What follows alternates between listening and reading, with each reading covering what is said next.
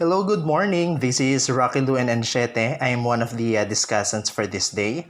Being the first one is our sir, and I do believe we've got a lot of insights from him regarding ethnicity. So today we're going to discuss the main theoretical approaches of nations and nationalism.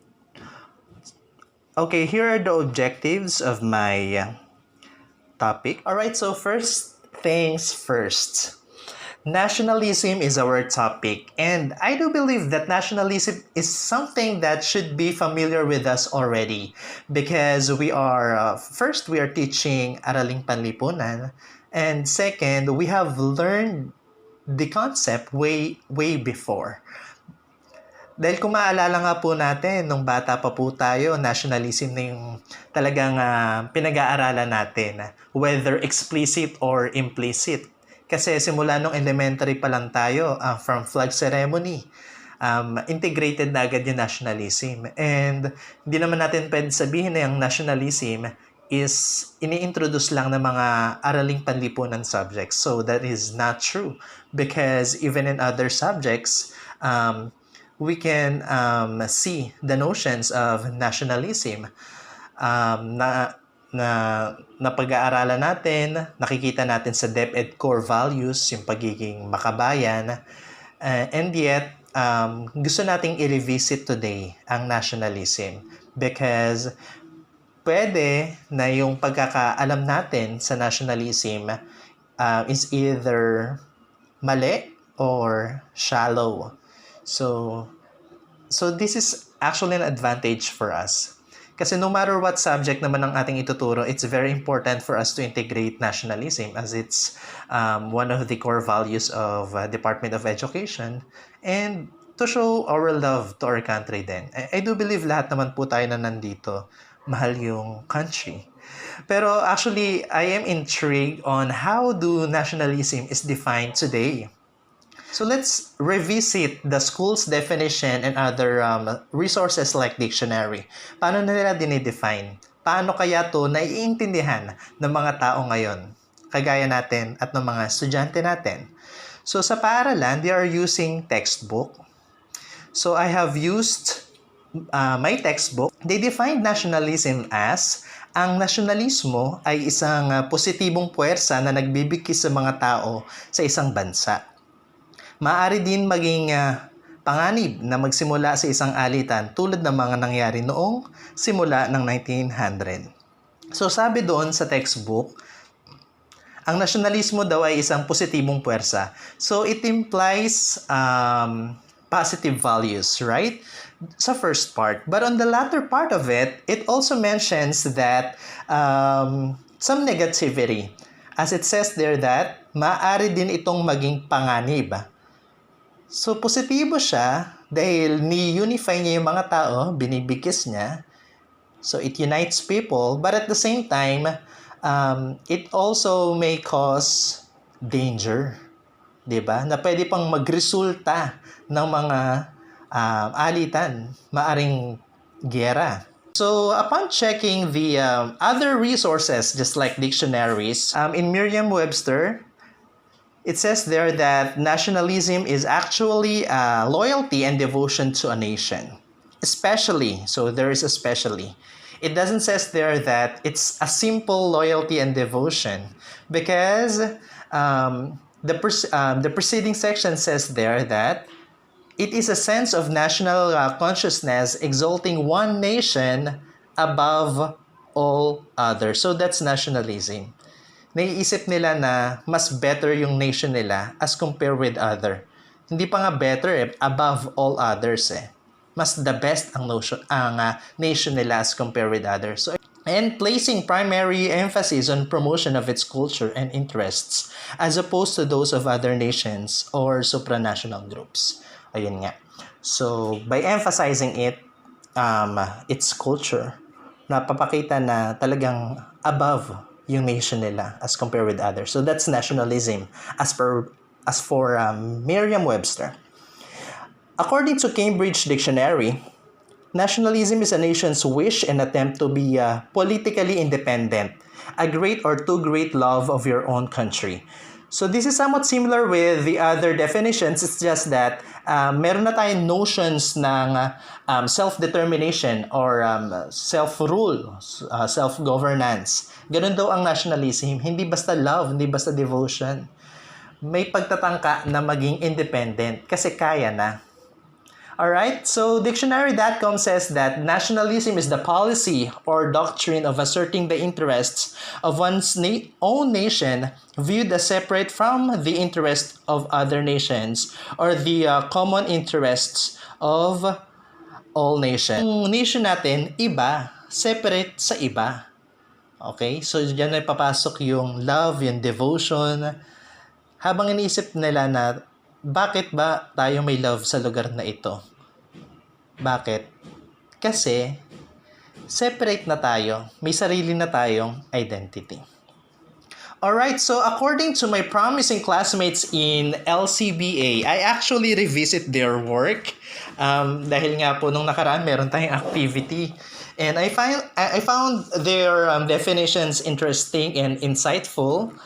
And upon checking it, eto na nga po, let's start off with Miss Analea Unico. She defines nationalism as the earnest desire to maintain harmonious relationship among individuals and group, whereas culture and nation's interest shall be promoted through the urge of nation comes first mindset. O somewhat similar kay Merriam Webster Dictionary, di ba po?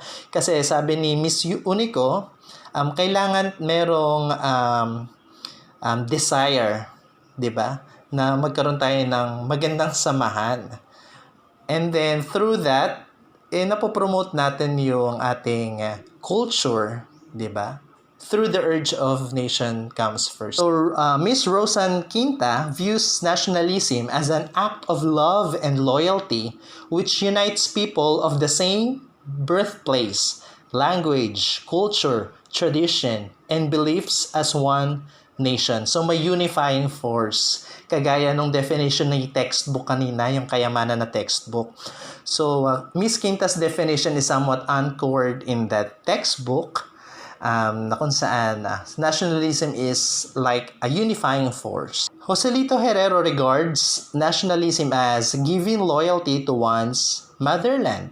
So, Mary Patricia Camu points out that this is one's love to country's culture, beliefs, and traditions. So, si Mr. Herrero and Miss Camu medyo similar ang kanilang pag-identify ng or pagde-define ng nationalism. The aforementioned texts that we have revisited, kung mapapansin natin, they have used similar passages, right, in defining nationalism. So we can actually see the themes of loyalty and love of country together with its culture, beliefs, language, and even fellow countrymen. So makikita rin natin sa mga definition yung unifying force, parang yung nagbibig kiss. Ayun. Defending one's nation. Siyempre, kapag may loyalty and love ka na, ide-defend mo rin. So, ayun din yung mga implications na nakikita natin sa definition. And the identity separate from others. So, kapag may nationalism ka, based on the definitions that we have revisited a while ago, parang nagkakaroon ka ng group identity or self-identity na kung saan ayun yung minamahal mo, ayun yung pinopromote mo. And we also see from the definitions the implication of self-governance na hindi basta pagmamahal, hindi basta devotion ang nakikita natin. May tiwala sa sarili. May concept na ng self-determination. Kaya nang mamuno sa sarili. Yun ang nationalism. That's how nationalism is viewed by the people nowadays. But how did we come up with this consensus of definition? So better yet, let's see how scholars viewed, analyzed, and thus defined nationalism by understanding and analyzing the main theoretical approaches to the study of nations and nationalism. So we have 4 or 5. First one is the primordialism and sociobiological theories. So they have supported one another. And the next one, we have instrumentalist theories Modernist theories and evolutionary theories. So we're going to tackle each one of them. So paano kaya nakatulong tong mga theoretical approaches na to sa pagde-develop ng concept or ng notion ng nationalism nowadays? Bakit tayo nag-come up sa ganong definition? May kinalaman ba tong mga theoretical approaches? Ito ba yung mga pinaghugutan natin? Or paano ba sila nakatulong sa pag-aaral ng nations and nationalism? So, let us start off with the first. Alright, so according to Primordialism, the group identity is a given identity that is built upon primordial and irrational attachments based on blood, race, language, religion, region, etc. Okay, so yung definition natin ng nationalism kanina, hindi nawawala dun yung concept ng identity. Kumbaga, nagkaroon nga tayo ng love, devotion, ng self-determination towards our nation. It's because we can identify ourselves with a certain group. Di ba po? So, ipinaliliwanag ng Primordialism, bakit tayo may group identity? Okay? And according to them, it's natural. It's a given identity. It's something that is primordial and can cause irrational attachments. So nagkakaroon tayo ng mga love, devotion, we can identify ourselves with others, and thus we can develop group identity because we have attachments based on blood, race, language, religion, region. But this attachment is unexplainable. It's irrational. So pag-aralan pa po natin. Primordialism is explained by Clifford Geertz. I think he has a book in 1973 where the ideas of primordialism was discussed. So his three major ideas, essentially they are a priorism, ineffability, and affectivity. Okay, ano ba yung tatlong pinagsasabi ko? Ano yung a priorism? Okay? So, itong idea na ito ay nagsasabi na yung primordial identities are natural or given. From the word a priori, it precedes us. Ibig sabihin, bago pa tayo ipinanganak, meron na tayong group identity. Yung grupo natin, meron na silang identity at nung ipinanganak tayo, part na tayo ng identity na yon. So, hindi tayo yung gumawa ng identity. So, it's a priori. Next is ineffability. So, Geertz says that primordial identities are ineffable. Ano ba yung ineffable? Pag sinabing ineffable, it means one cannot be explained or analyzed by referring to social interaction but are coercive. Okay, hindi siya mapaliwanag. Okay, ito na ngayong dahilan kung bakit irrational attachment yung nabubuo sa group identity. Hindi siya mapaliwanag. So, that's one of the principles of primordialism. Okay, but coercive. Ano ba ibig sabihin ng coercive? Parang pwede siyang i-reinforce or ipatupad with force, di ba? Kumbaga, kaya tayo nagiging attached kasi tayo ay inutusan. Habang tayo ay inuutusan, patuloy na inuutusan, na-attach na tayo ng na-attach sa certain group. So, nabubuo ng love and devotion, yung identity ng, yung notion ng group identity. And the next one is primordial identities deal essentially with sentiments or affections. So, kaya tayo may attachment sa ating group is dahil meron tayong affection. So, parang hindi na ito mapaliwanag ng maayos. Parang, not maayos, but hindi na siya mapaliwanag on rational sense. Parang based on affections na lamang. Kumbaga, kaya natin mahal yung nation natin, kaya natin na-identify ang sarili natin sa isang group, is because meron tayong sentimiento doon. Meron tayong nabuong affection doon. Okay? So, ayun po yung tatlo, a priorism, ineffability, and affectivity. Alright, so, Harold Isaacs, on his book Idols of the Tribe, in 1975, he supported the theory of primordialism. So he says that the existence of a basic group identity, which for each individual is the result of being born into a group at a certain historical time. So sabi niya, there are a number of elements which contribute to the basic identity of each person. So inisa-isa niya kung bakit tayo ay nagkakaroon ng identity nung tayo ay ipinanganak. Bakit natin na-identify natin yung sarili natin sa grupo na yon? It's because of our physical body. So, person's name, sa pangalan, sa last name, alam na natin na tayo ay Bisaya o tayo ay Pilipino siguro, o Chinese, or English, di ba? Halimbawa ay pinanganak tayo sa Pilipinas, Batong Bakal yung last name natin. So, ayun. The language one learns first to speak and with which one discovers the world. Yung language na ginagamit natin, yun din yung nagpapa-attach eh. Siyempre, kanino ka nga ba ma-attach? Lalo na kung bata ka pa. Siyempre, sa someone na naiintindihan ka at naiintindihan mo.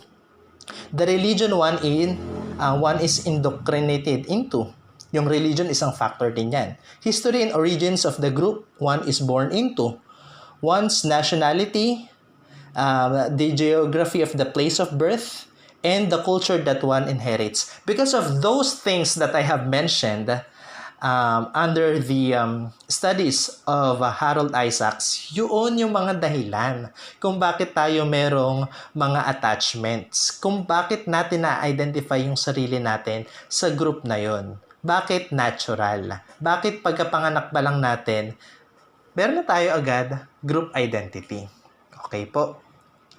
But there are criticisms on primordialism then, of course. Siyempre, maaaring ngayon pa nga lang meron tayong naiisip na parang mali or parang kaduda-duda sa primordialism. Talaga bang natural ang ating identity? Does it really precede us? Is it something that is given? Alright, so ang mga naging criticism sa primordialism, first is the three qualities emphasized by Gertz, yung apriorism, ineffability, and affectivity. Yung tatlong yun eh. Kasi hindi siya masyadong maipaliwanag. Alright? So, it seems to preclude the possibility of sociological analysis. So, kailangan ng support from sociology or social biology maybe. And then, primordialism is unable to account for the origins, change, and dissolution of ethnic groups, not to speak of the more modern processes of fusion of ethnic groups through intermarriage. Hindi rin masyadong maipaliwanag ng teoryang primordialism yung origin. Kailan ba sinabing noon? Kailan ba nagsimula yung identity na yan? Ano ba yung origin na yan? Lagi ba siyang given? Paano yung mga taong noong papinanganak? Ayun na ba agad yung nabuo na kultura? Yun na ba agad ang nabuong religion or language? Diba? Iba-iba naman.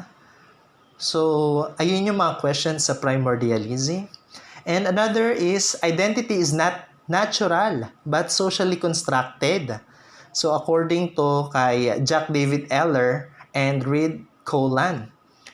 Because nationalism as described by primordialism as a rather spiritual, mystical, and unchangeable phenomenon that has been here since the beginning. What does beginning mean? So medyo ayan yung yan talaga yung nagiging problema ng primordialism eh. Laging sinasabi na bago ka pa lang ipinanganak, meron ka ng identity, may group identity na. Etong lugar na to, may identity na at kapareho mo yun. So you belong here. So pero hindi naman mapaliwanag kailan nag-start yung identity na yun. 'Di ba po? So kaya sabi nitong dalawang author na to, it's not natural. It's socially constructed. Kasi kahit ngayon, merong pwedeng mag-emerge na identity.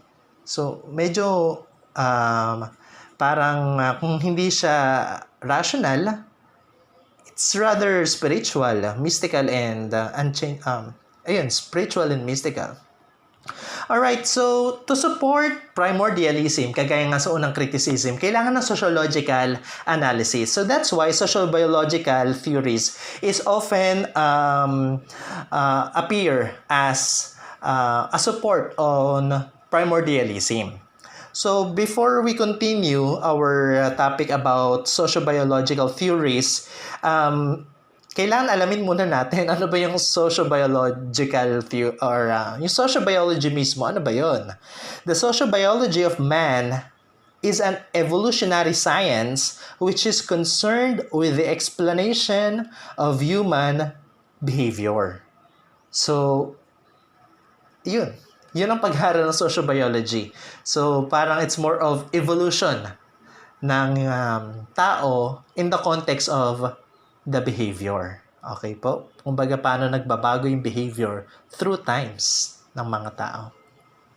Alright, so, under sociobiological theories, it says there that human association can be referred but not solely to three mechanisms. So, ito na yung magpapaliwanag kung bakit merong association na nagaganap. Bakit na identify natin yung sarili natin sa iba? Bakit meron tayong attachment sa certain group na ito? Okay, ito yung maaaring hindi na ipaliwanag ng primordialism na makikita naman natin sa sociobiological theories. So, please take note that sociobiological theories are not here to refute primordialism, but it's here to support it. So, going back, it has three mechanisms wherein nagpapaliwanag kung bakit meron tayong mga ganoong attachments or human association, so to speak. So first is kin selection. We also have reciprocity and coercion. Coercion, it's something na narinig na rin natin kay Geertz kanina under primordialism, di ba po? Pero ito pa rin yung mga paliwanag ng sociobiological theories. So ano ba yung kin selection? It is a tendency to nepotism, and it is a possible way by which individuals may maximize their reproductive success by indirect as well as direct means. Ethnicity is produced by the extension of kin selection to a wider sphere of individuals who are defined in terms of real or putative common descent. So, dahil sa kin selection na yan, na-identify natin yung sarili natin sa ibang grupo. Kasi ito yung tendency na parang lagi nating pipiliin kung sino yung kamag-anak natin, kung sino yung related sa atin by blood, 'di ba? Nabanggit dito yung nepotism. And nepotism, I guess alam na po natin lahat ang kahulugan niyan. It means yung parang favoritism sa ating mga kalahi. So nabubuo yung group identity kasi yung mga magkakadugo, meron silang tendency na piliin lagi yung mga kadugo nila. Kumbaga, mas tatangkilikin nila kung sino yung kalahi nila. Kaya, nang dahil sa ganyang mechanism, nabubuo yung identity. Parami ng parami. Kumbaga, doon tayo sa nakakaunawa sa atin kasi kadugo natin. So, reciprocity means mutually advantageous cooperation tending to augment reproductive success. Cooperation takes place between kin but can also be extended beyond the circle. So, nangyayari yung mga attachments not because it's unexplainable, ineffable, or irrational. May dahilan talaga. Kasi between kin, sa mga people of the same blood or related by blood, nangyayari talagang cooperation. Siyempre, makikisama ka, kadugo mo yun, and out of love, di ba? So, talagang part na yun ng human behavior. Okay? So, coercion is an imbalance of power occurring within an ethnic group or between ethnic group. So, minsan, inisip natin, bakit ba natin ito ginagawa para sa ating mga kalahi o sa ating mga kagrupo, sa ating mga katribo siguro? Dahil ba ito ay hindi lang maipaliwanag? Hindi eh. May elemento rin din, elemento rin ng coercion. Kumbaga, meron ding nag-uutos sa'yo na gawin mo yan. 'Di ba? So, ipinag-utos or puwersahang ipinagawa sa'yo na gawin mo to dahil siya ay kadugo mo. So, eventually, ginagawa mo and then, nagkakaroon ng attachment thereafter. So, hopefully, itong tatlong ito medyo nakatulong sa atin kung na makapag-provide ng rational arguments. Okay? That supports na yung mga yung previous arguments ng primordialism. So, nang dahil sa mga yan, sa mga coercion na yan, sa kin selection na yan, nepotistic behavior, cooperation, nabubuo ang group identity. So, hopefully talagang nasuportahan niya yung primordialism. Alright, so nationalism as for primordialism and sociobiological theories, they therefore express it through different realities. One is a love of country, the assertion of national identity and national dignity, but also the xenophobic obsession to obtain these things through violence and sacrificing other nations. So makikita na natin, nako, kaya naman pala ganito ang ating pakahulugan ng nationalism. 'Di ba? Unang-una sa textbook na aking ginamit from Kayamanan, 'di ba? Na parang sinasabi niya na positibong puwersa, but at the same time, siya ay isang negative force din eh. 'Di ba? Bakit? Ito pala ay rooted sa primordialism and sociobiological theories. Na kung saan sinasabi na, oo, mahal mo yung country mo, okay, pero meron din siyang xenophobic obsession. Kumbaga, country mo lang, okay, at the expense of violence and sacrificing other nations. Kasi paano mo nga naman daw may papakita yung pagmamahal mo sa country mo kung hindi mo ipagtatanggol ang sarili mong bayan? But unfortunately, pinagtatanggol ang sariling nation through violence. 'Di ba? So, nabubuo yung xenophobic obsession. Ayan ang negative na nabubuo eh. Meron kang pagmamahal, pero may negative na nabubuo. Kahit sa pamilya, ganyan nangyayari, di ba? Mahal mo yung mga anak mo, mahal mo yung magulang mo, kaya kung ito ay susubukin man ng kahit anumang pangyayari, halimbawa ay meron sa inyong mananakit, handa kang makipagsakitan o magsakripisyo o isakripisyo ang buhay ng nanakit alang-alang sa pagmamahal mo sa pamilya mo. So, therefore, nationalism is built on ethnocentrism towards the in-group and xenophobia towards the out-group. So, mahal mo, ethnocentric ka, kasi pag ethnocentric, hindi basta mahal eh. Parang you're better, you're the best as compared with others, di ba? Ito na nga yung mga definition, no? Lumilitaw na yung mga definition natin kanina ng nationalism. Yun nga lang, ethnocentrism or love or great love sa in-group, sa mga kasama mo lang, okay? Doon lang sa mga ka-group identity mo. Pero sa mga out-group, hindi mo ka-group identity, xenophobia ang nabubuo. So, ayaw mo sa kanila or pwedeng the worst is patayin mo sila kung gagawan ng masama yung grupo mo. So that's xenophobia. And conclusively, it can be argued that notions of belonging and indirectly excluding others encountered in definitions of nationalism. Okay? Instrumentalist theories naman po tayo. Okay. Itong instrumentalist theories na to, hindi niya masyadong kinokontra ang primordialism. Pero ang focus nito is not about national identity. Its focus is ethnic identity. So may kinalaman sa grupo ng tao connected by culture, by blood, or by language, something like that. Okay? So, pero meron din siyang mga paliwanag na talaga namang relevant with the concept of nationalism. Under instrumentalist theories, it says there that ethnic identity is flexible and variable. Ibig sabihin, dito pa lang sa simula niya, talaga namang masasabi natin ang pinagkaiba niya kay primordialism. Kasi hindi siya natural, shall I say, hindi siya fixed, hindi siya given. Nagbabago, variable nga flexible. That both the content and boundaries of an ethnic group change as the result of economic, social, or political processes. Okay? Bakit ang identity hindi fixed? Bakit hindi natural or given? It's because it's changing. Why? Why is it changing? Because of different processes. Economic, social, or political processes. Diba? Kumbaga, ikaw mismo as an individual, you cannot permanently say that you belong with a certain ethnic group.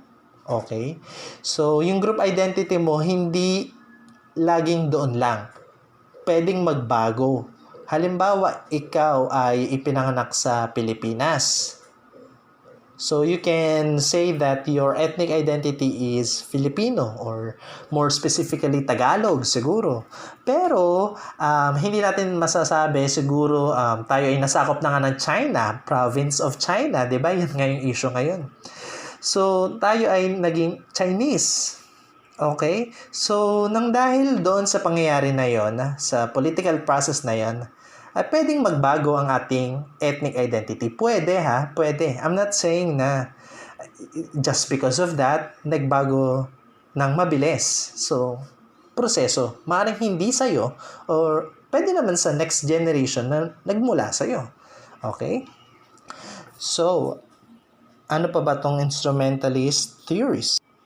Sinasabi ng instrumentalist theories na yung ethnic affiliation natin or yung ethnic identity natin is simply because kailangan ng promotion ng economic interest and that individuals are ready to change group membership if that suits their sense of security or their economic interest.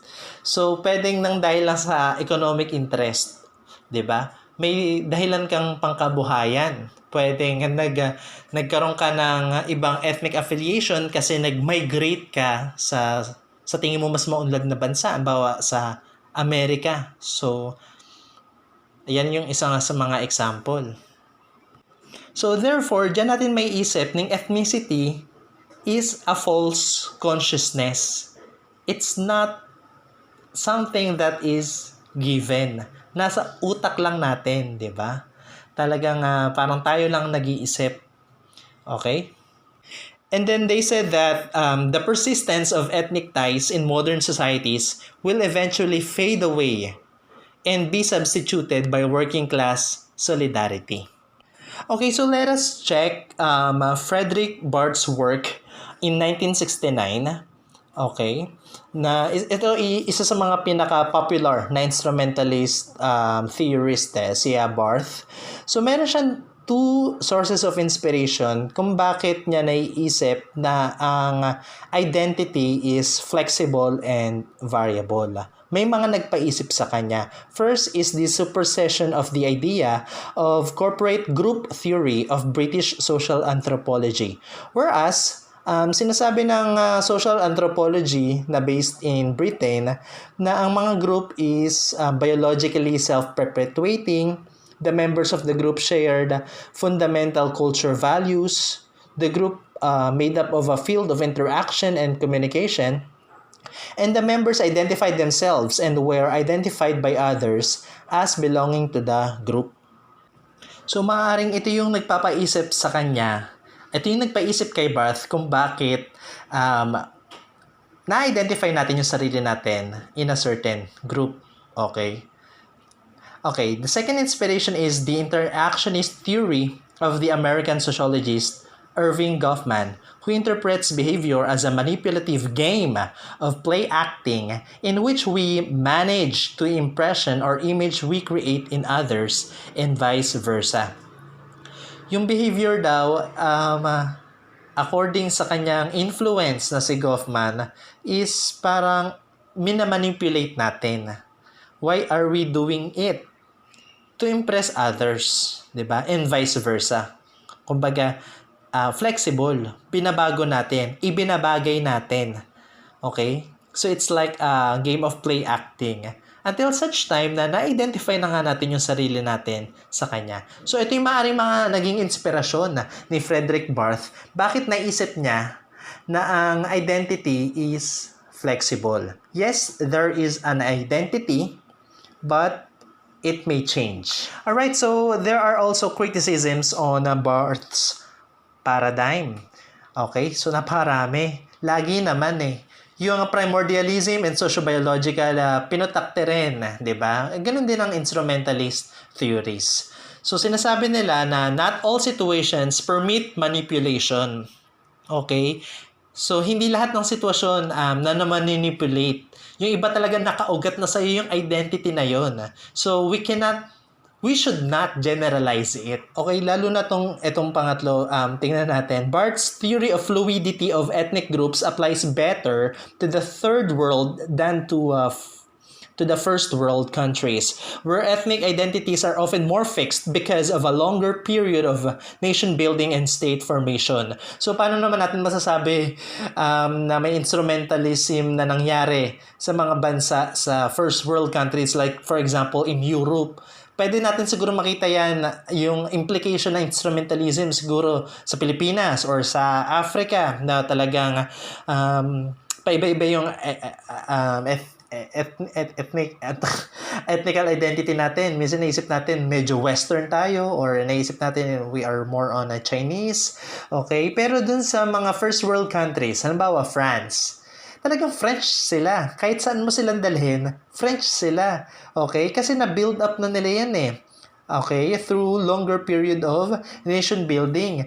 Nung ako yung nagtatrabaho pa sa call center, naalala ko, pag meron akong mga kausap na mga French na nag-i-English, na nasa United States, lagi silang nag-i-excuse. Instead of saying sorry, they usually say excuse. Excuse my French. Laging ganon. Although inaaral nila yung English, pero nakaroot sa kanila yung French. And the pride of being French is still there. Not because they lived in America, they associated themselves, or they identify themselves na as Americans. Okay, yun yung sinasabi natin. Na itong instrumentalism na pinahahayag or sinasuggest ni Barth, pwede sa iba, but not sa lahat. Hindi po sa lahat. Especially sa mga first world. So, let's move on to the next theories. Modernist theories naman po tayo. They actually defined nationalism, or they said that nationalism emerges as a result of the process of transition from traditional to modern society. Okay? So, ang nationalism, it is not something that is from the beginning. Na kung saan yung beginning na yun ay questionable. It is not fixed, or sabihin na natin, hindi siya nakaugat sa atin dahil sa lukso ng dugo or whatsoever. Nagkaroon ng nationalism because historically talaga, nagkaroon ng transition period from traditional to modern society. So, pag sinabi natin traditional, ang pinakabungad dito, yung medieval, di ba po? Medieval pababa. So, from medieval to ancient, okay? Prehistoric, ganyan, to modern society. Okay, kailan naman ang modern society? Di ba po, ayon sa ating mga tinuturo sa Araling Panlipunan, nagsimula ang modernisasyon sa panahon ng Renaissance. Nako, ibig sabihin, simula nung umusbong itong movement na ito na rin pala yung hudyat ng modernisasyon. Okay, yun nga lang, yung transition period na yon from medieval to Renaissance, or from traditional to modern society, meron ding nag-emerge. Ang nag-emerge doon ay nationalism. Doon lang naman talaga kasi nag-umpisa yung ganyang konsepto.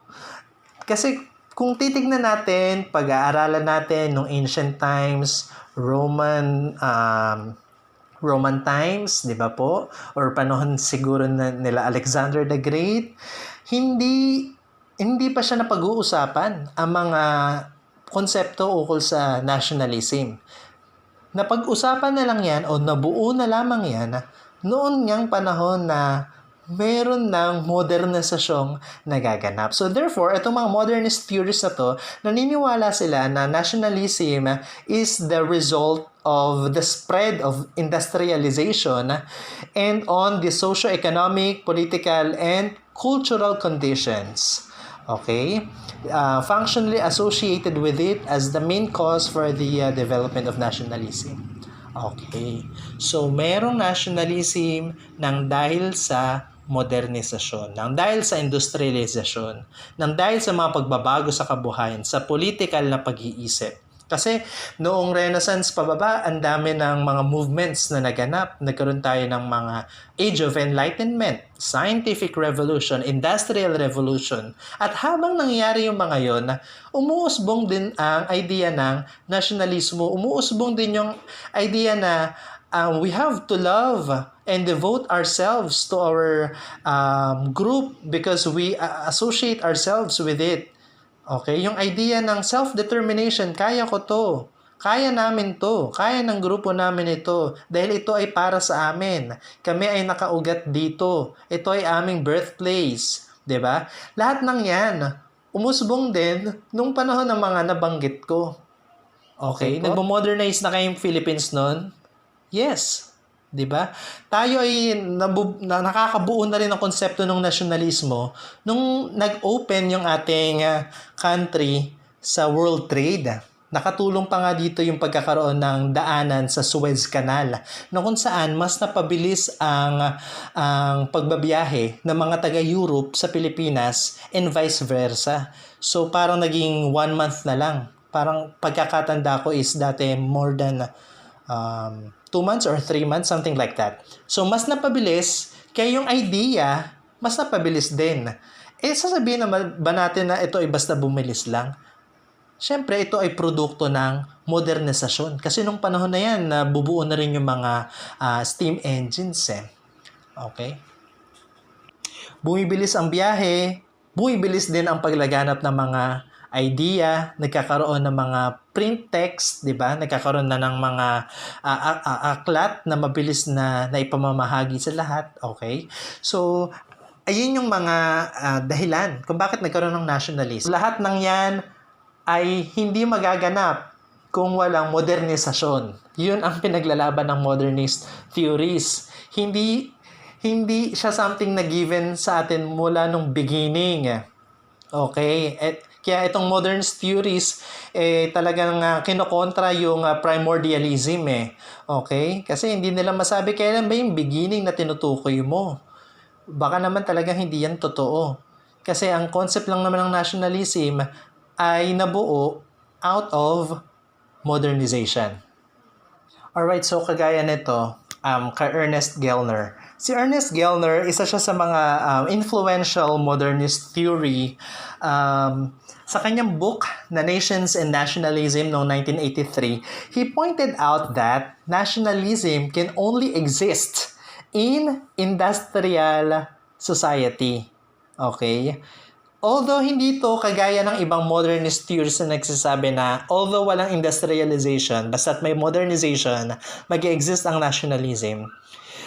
Ang pinagkaiba nitong kay Gellner, talagang ipinagdidiinan niya na nationalism emerges out of industrialization. Okay? And it is an inevitable consequence of the industrial state's need for ethnocultural homogeneity. And yung talagang pinaglalaban ni Ernest Gellner, okay, is why after the 19th century, all nations felt the need to refer to fabricated pre-modern history to justify their existence, and why certain ethnocultural groups which had lived for thousands of years inside various dynasty states or pluralistic empires suddenly found this situation intolerable.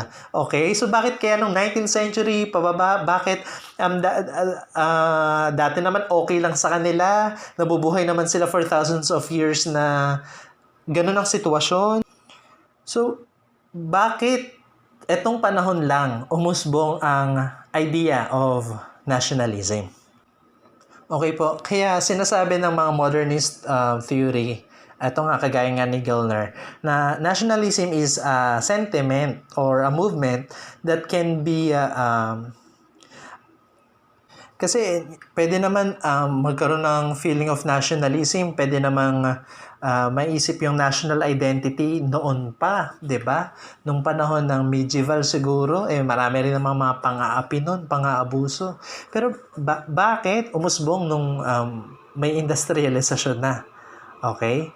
So, ang paliwanag niya rito ay nagkaroon ng homogenizing drive yung industrialization. Kasi nung nagkakaroon na nga ng mga factory, ng mga engines, so kailangan na nating mag-train ng mga tao. Okay? So sa industrialization, hindi mamomobilize yung isang lugar kung hindi edukado yung mga tao. So through education, through common language, na-equip yung mga tao. But at the same time, nang dahil sila ay na-educate na, hindi kagaya ng medieval pababa, nang dahil sila ay natitrain and nare-retrain na homogenize din sila. Kumbaga, yung training na nare-receive nila is the same training na nare-receive ng mga ibang taong malapit siguro sa kanila. Nagkakaroon ng shared culture. Kumbaga, yung nagaganap sa'yo ay nagaganap din sa ibang tao at magkapareho kayo ng na-experience, pwedeng pareho pa kayo na na-experience sa iba pang mga bagay o pwedeng nagiging pareho na yung pananaw ninyo sa isang bagay. So, kaya nabuo rin yung nationalism Nagkakaintindihan na yung mga tao noon. Nagiging maliwanag sa kanila ngayon kung ano ba yung nabuong identity sa kanila. However, there are also criticisms regarding Gellner's theory, because it says that it fails to account for the resurgence of nationalism in societies where industrialization is all. Alright, so another theory is the evolutionary theories. So, they agreed at some point with the modernist theories in terms of the idea that nationalism is a product of modern times. However, in Europe, this concept evolved from the ideas of Anderson and Gellner of imagined communities, corroborated by a form of patriotic nationalism, which was present since the medieval period. Okay, so sinasabi naman ng isang pag-aaral na meron na rin talagang nationalism na nabubuo nung medieval pa lamang. Okay? Hindi panahon lang ng mayroon ng modernisasyon. Okay? Maaring yung konsepto hindi pa talaga nabuo, pero we can trace na nag-uumpisa na siya nung medieval pa lamang. Okay?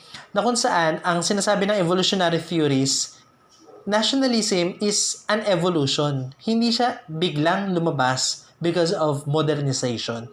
Meron na noong meron ng traces siguro noong medieval, and then na-develop na lang din at na-develop na rin sa tulong ng modernization or industrialization. Alright, so as Smith observed, in order to pinpoint the emergence of nationalism, an analysis of the transference from medieval to modern needs to be conducted. In order to accomplish this, all societal elements must be considered, including economic, social, political, and ideological. Okay, so tignan natin lahat ng aspeto, not just modernization. Okay? Nag-i-evolution siya not just because of it. Okay? Yun ang evolutionary. But there are also criticisms, lagi naman. Okay? The evolutionary theories focus on the emergence of nationalism in Europe. Okay. Ang pinaliliwanag lang ng theories na to, kanya lang pinaglalaban is Europe. Okay? Kasi ang kanyang reference is medieval Europe Okay, paano naman nung mga panahon na yun nakasabayan ng medieval Europe sa ibang kontinente?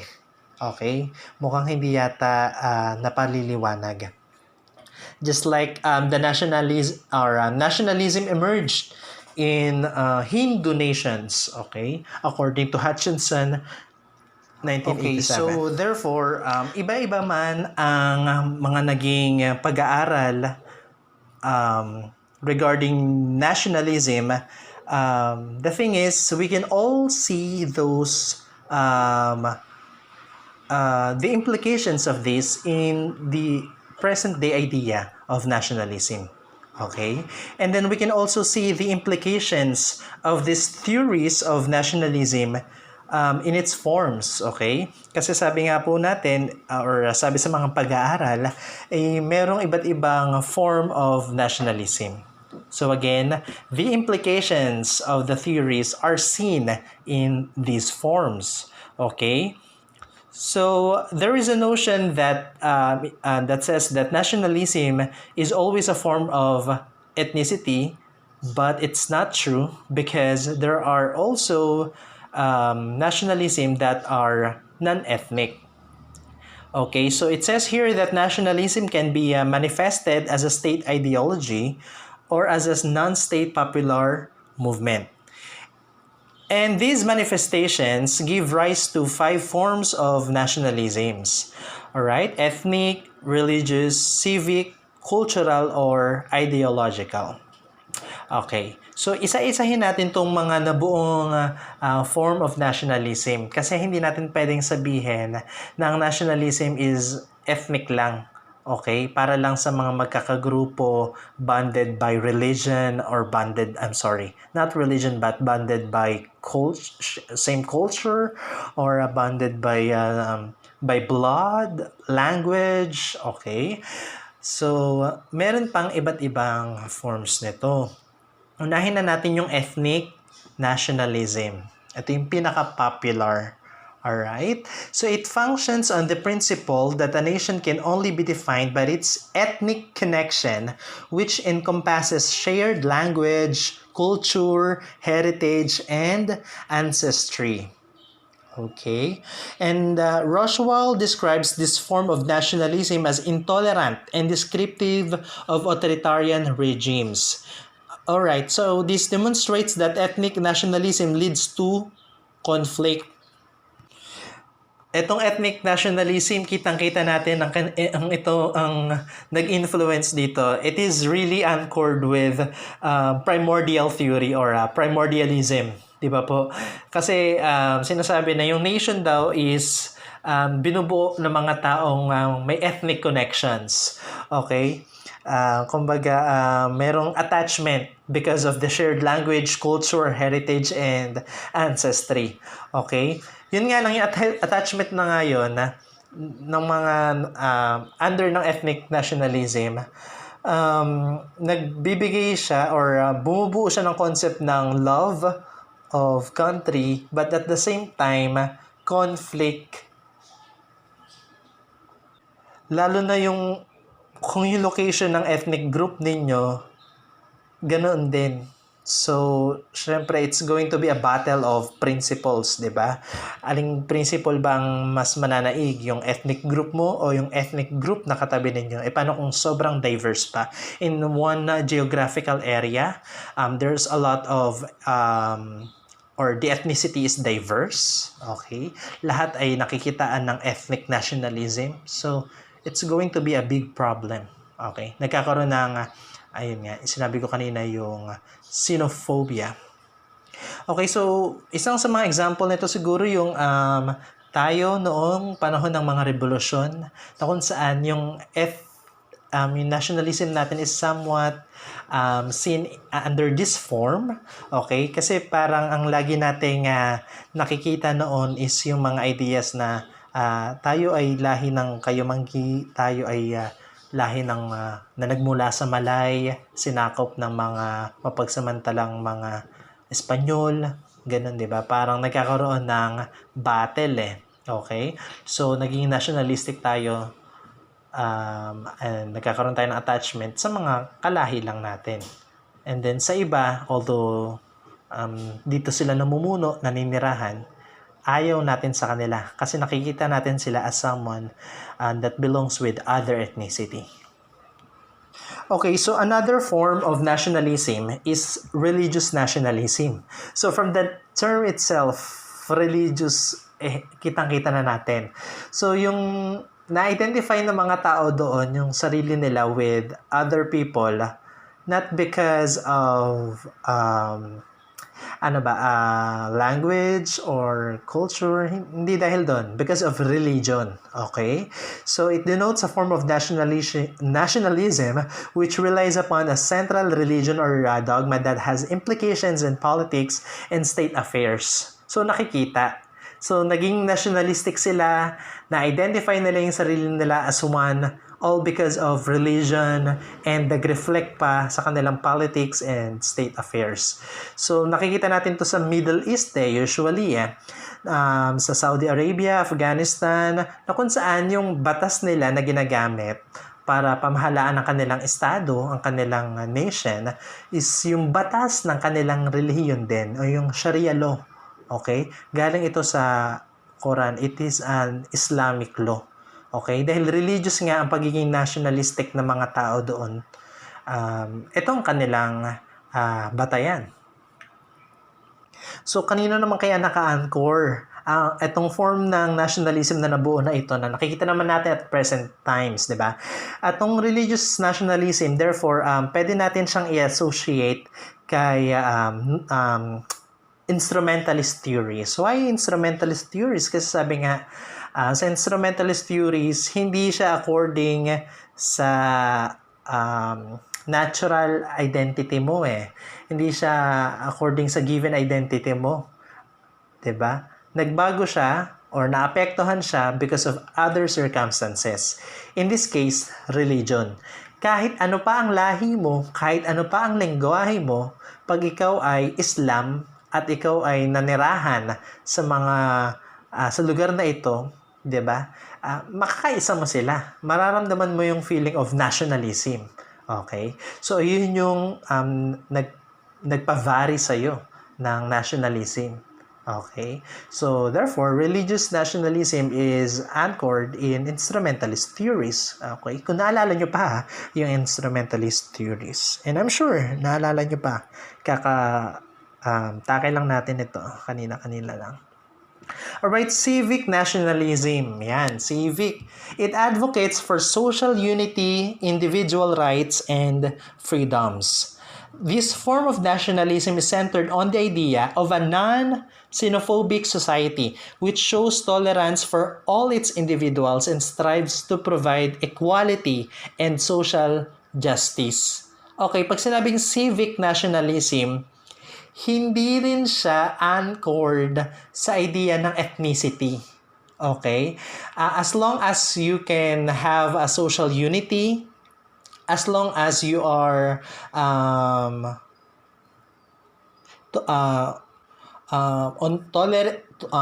tolerance of equality and social justice, 'di ba? You can identify yourself with others who has the same beliefs, 'di ba? Okay, so parang medyo cultural din, 'di ba? Pero pag sinabing civic nationalism, it's more of unity no matter what race you belong with, okay? No matter what language you are speaking, okay? As long as you have these values, 'di ba? Na usually is non-xenophobic, 'di ba? You can have the feeling of nationalism. Yun nga lang, civic nationalism. Okay. So, bakit non-xenophobic? Kasi itong form of nationalism na to is open-minded siya. Kumbaga, everyone is welcome. Hindi mo iisipin na yung iba ay kalaban or sasamantalahin ka lang nito. Okay? So, iisipin mo, ikaw ay pwedeng mag-progress without being violent or without being an opposing force with others or to others. I'm sorry. Okay, so a practical example of this can be found in Singapore, where the government strategy for development derived directly from civic nationalism and globalization. But of course, nakikita rin ng ibang tao na itong civic nationalism, although it's a driving force of globalization, kasi pinopromote niya yung sarili niya, but at the same time, hindi naman siya xenophobic sa iba. Ayun na nga di ba? Driving force ng globalization. Kaso nga po, nagiging daan din to para makalimutan na yung mga values ng mga or traditions ng mismong society na yon. Kumbaga, for example, yung Philippines, kung mas maghahari ngayon or I don't think kung talagang ang civic nationalism ay unti-unting lumalabas sa atin ngayon. Kasi dati, nung panahon nila Bonifacio, I think it's more of ethnic nationalism. But today, we are accepting Russia, China, America, di ba po?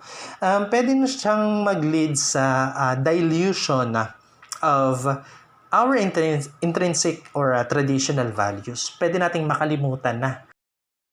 Anong makikita natin dito? Siguro, instrumentalist and modernist theories, di ba? Nagkaroon tayo ng nationalism dahil sa influence ng alin? Ng modernisasyon, di ba? Or ng ekonomiya, or dahil sa education, di ba?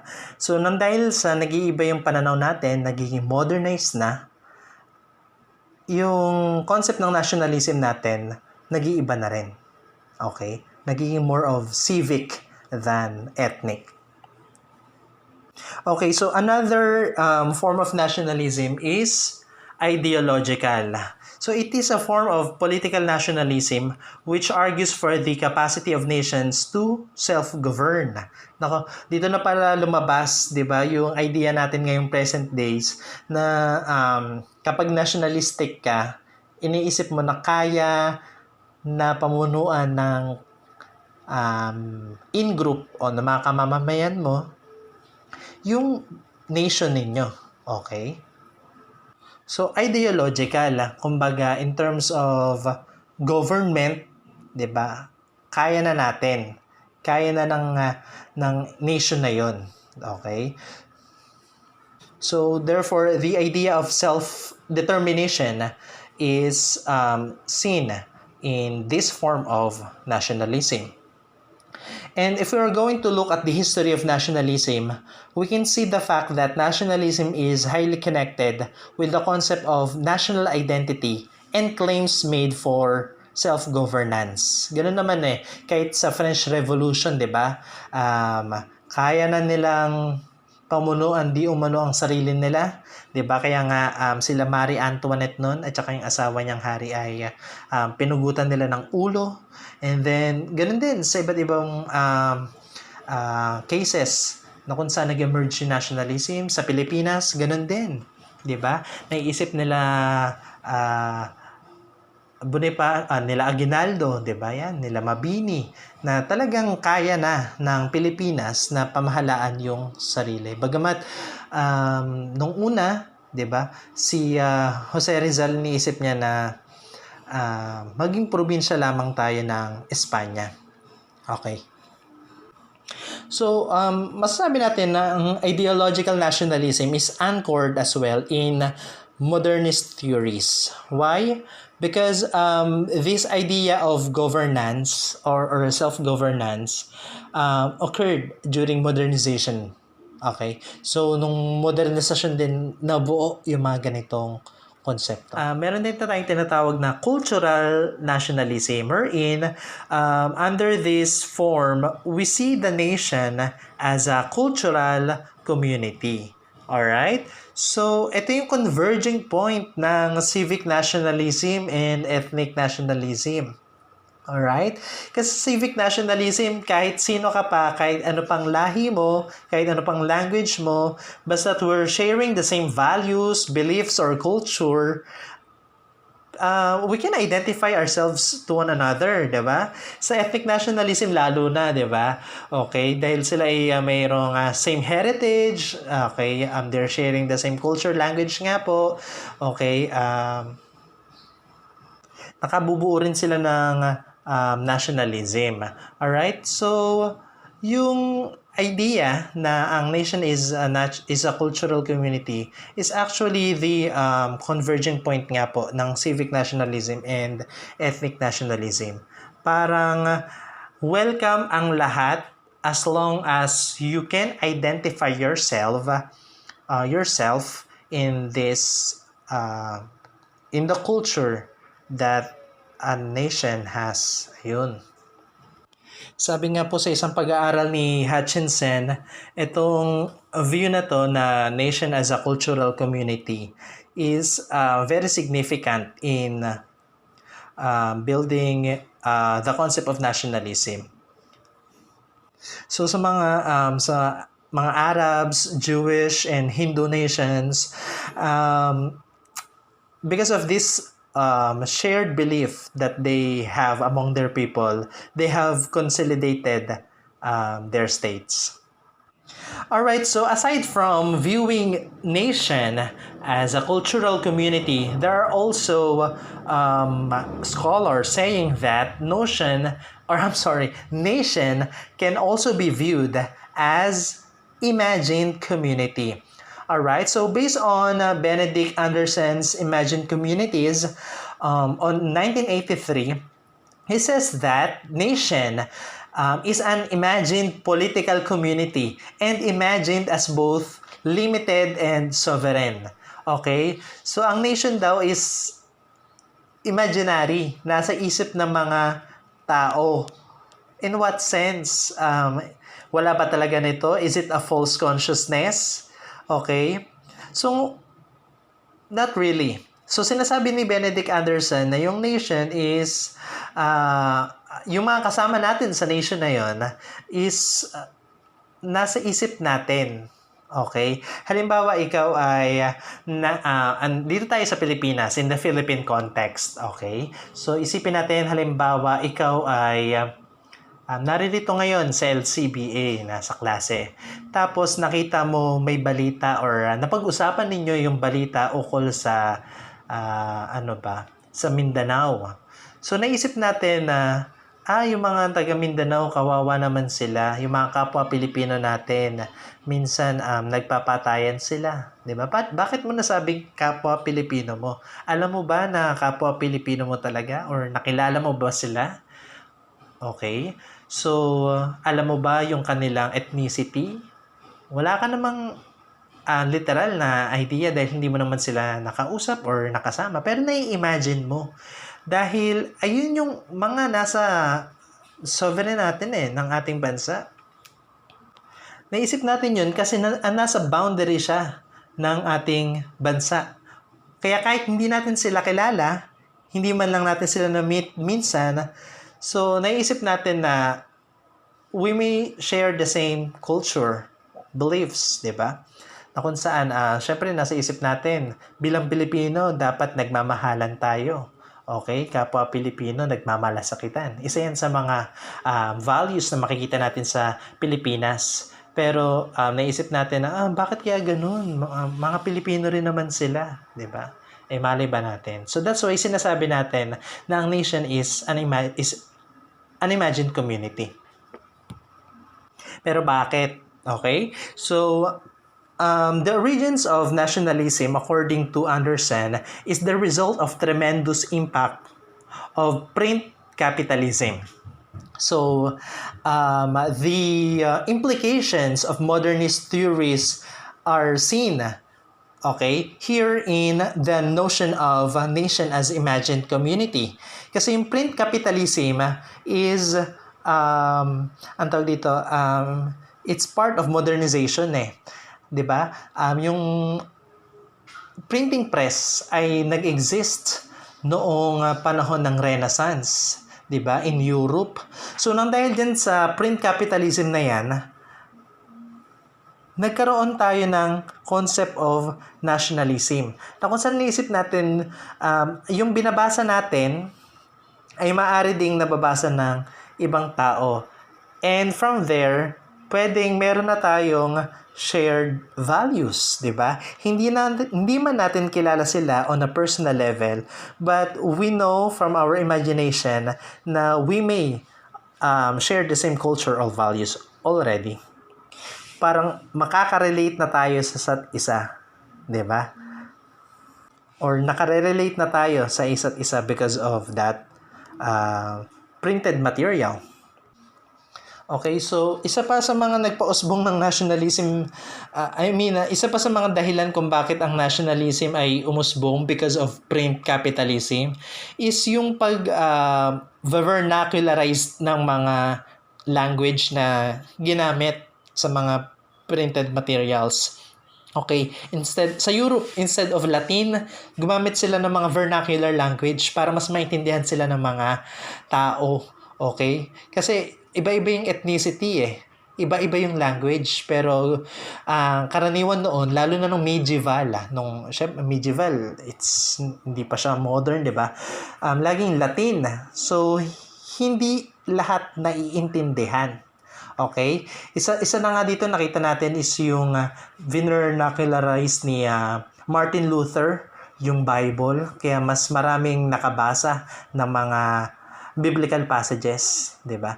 Mas maraming nakaunawa na noong Renaissance period or noong Reformation period. Okay? So yung consciousness ng tao noon na-develop. Okay? Nagkakaroon na ng national consciousness because of print capitalism. Alright, so one of the most important notions pa na relevant in nations and nationalism is this invention of tradition. So let's try to discuss this, or let us discuss this, and let's check the role of this invention for the formation of one's nation. So this is according to the studies of Eric Hobsbawm. Alright, he says that national myths are perpetuated by elites through repetition and continuity of the past. Okay? So, yung mga national myths, yung ating mga traditions na maaari nating sinusunod or na-observe sa ating nation nowadays ay maaaring gawa-gawa lang ng mga elites or yung mga kumokontrol or mga bahagi ng ating macro government or macro level. Kung saan na-adapt natin because of repetition. So, natatanggap natin. So, ano ang dahilan? Meron ba itong magiging tulong o magiging role sa pagbuo ng ating nation? Yes. Okay? So, it helps us to legitimize the status quo. Kumbaga, yung identity natin mas lalong nabubuo. Alright? Kasi meron tayong gustong i-project, meron tayong gustong ipakilala sa iba. Kasi nga, pag sinabing nationalism, kagaya ng mga napag-aralan na natin sa mga theories kanina, pag sinabing nationalism, may ang tawag dito, ethnocentric. Parang ipapatronize mo yung sarili mo. Okay? So, bahagi ng pagpapatronize mo, pagpopromote mo sa sariling inyo, chances are, nakaka-invento tayo ng mga tradition. One example of invention of tradition is seen in United Kingdom. Okay, so alam po ba natin yung British House of Parliament? 'Di ba nakikita natin, very popular yan pag sinabi natin London, yan agad ang maiisip natin. So actually, it was built on a Gothic style. Okay?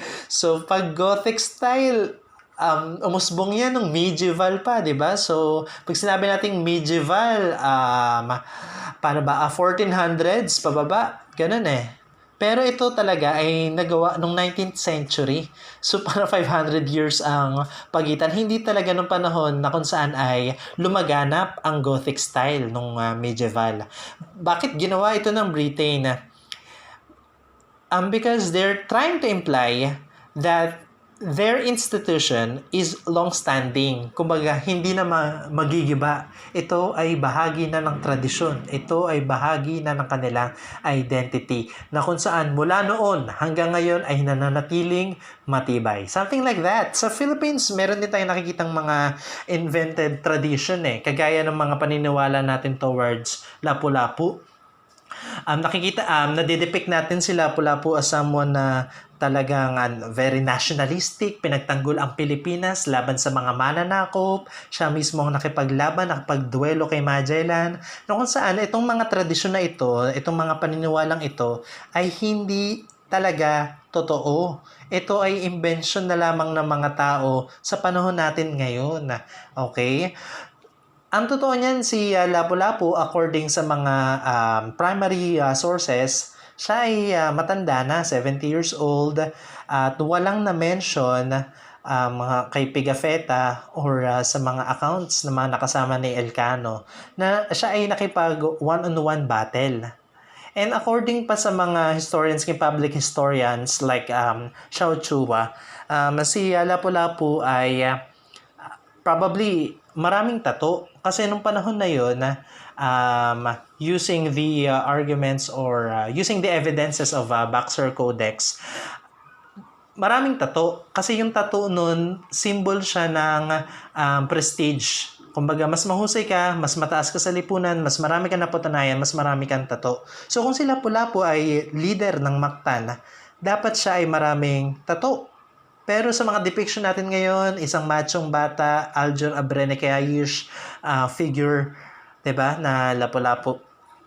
So, bakit kaya na-invento yung ganung tradition? Para siguro ito, based on my, this is my point of view, siguro para ma-project natin na noon pa man, bago pa man ang mga Kastila, tayo na talaga ay strong. Okay? So medyo medyo may implication yata ako ng tripartite view na yung liwanag, dilim, tapos liwanag ulit. Na bago tayo sakupin ng Karimlan ng mga Espanyol, tayo noon ay nasa kaliwanagan, nasa kalagayang may prestige, 'di ba? So nakakatulong tong invention of tradition na ito para mas lalong tumatag yung idea of nationalism ng isang Alright, bansa. So here, this time, let us try to examine the implications of the theories that we have studied in this video. So this is Lupang Hinirang. Ang titignan natin yung presentation ng GMA7. So, paano kaya natin makikita yung mga theories, 'di ba? Saan kaya mas nakaangkla yung point of view ng gumawa ng presentation na ito? Is it more of a primordialism, modernism, or somewhere between? Okay, so tingnan natin. Okay, napakaganda ng video, no? Nakaka-goosebumps siya. Ang ganda ng presentation. May nakita agad tayong invented tradition kasi si Aljur Abrenica as Lapu-Lapu, very chiseled, na nakikipaglaban talaga. At ang bata 'di ba? Unlike sa katotohanan na siya ay dapat na talagang lolo somewhere in the age of 70 years old. Okay, yung video sinimulan din kay Lapu-Lapu, no? Although hindi siya Filipino, ang tawag dito, kung titingnan natin, kasi kailan ba nagkaroon ng term na Pilipinas, 'di ba? Ilang years nang patay si Lapu-Lapu, 'di ba? Tapos may argument pa na taga Borneo, di umano siya Lapu-Lapu. Pero ganun pa man, sinama siya sa video na to kasi bahagi siya ng national identity natin. Nakikita natin siya as a symbol na kung saan nagaganap na yung resistance ng archipelago sa foreign invasion. Okay, kaso dito sa video na to, kung mapapansin natin, yung mga historical events na ipinakita rito, totoo, ito yung mga bumuo sa national identity rin natin, 'di ba? Mga nakatulong kung bakit yumaman yung nationalismo natin. Pero hindi nabigyan diin yung mga aspeto na talagang tumulong sa pagpapausbong ng ating nationalismo. Kagaya ng factor na binuksan ng Manila for world trade, or yung Suez Canal, or yung paglalabas-masok ng mga ilustrado na kung saan napabilis yung mga idea ng mga or liberal ideas noon, 'di ba? Hindi siya na-emphasize. Kumbaga yung modern factor of nationalism hindi masyadong nakikita dito.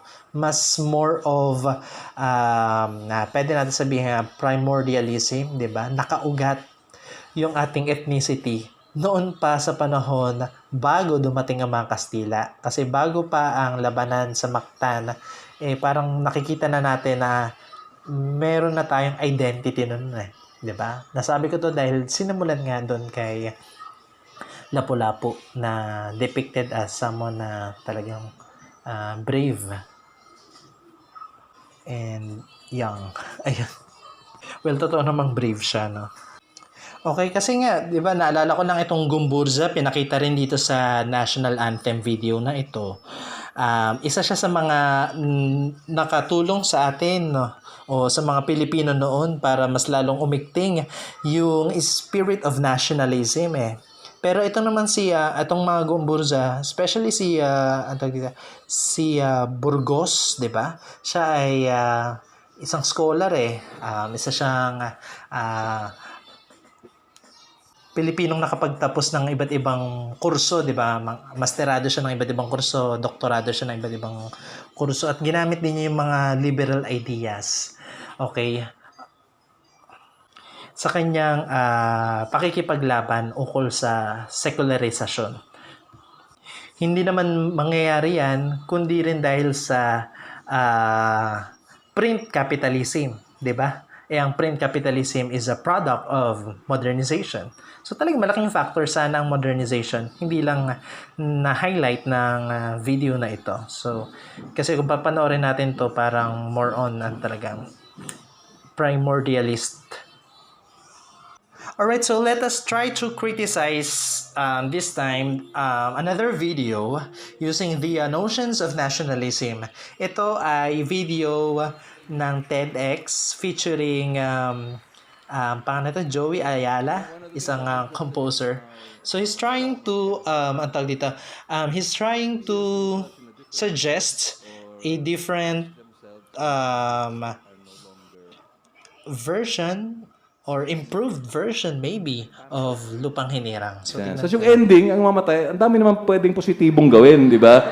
Ang magpayaman ng dahil sa'yo, di ba? Ang magpayaman ng dahil sa'yo.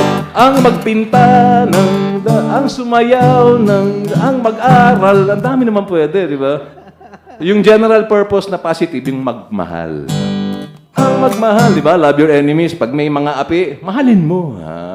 Dapat ito yung kanta kay Pacquiao pag may laban.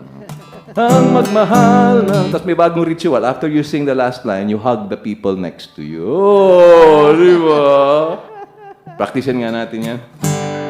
Ang magmahal ng dahil sa'yo. So, isa sa mga kapansin-pansin na argument niya is yung pagpapalit ng last part or last line or last word ng Lupang Hinirang na sa halip na hindi pala last word, no? Last line nga talaga. Ang mamatay ng dahil sa'yo. Marami naman daw positive. Ang magmahal ng dahil sa'yo. Yun na lang daw. Okay, pero ako, as per, syempre nag-aaral tayo ng nationalism. Hindi kaya nabawasan yung nationalism doon kung aalisin din natin yung ang mamatay.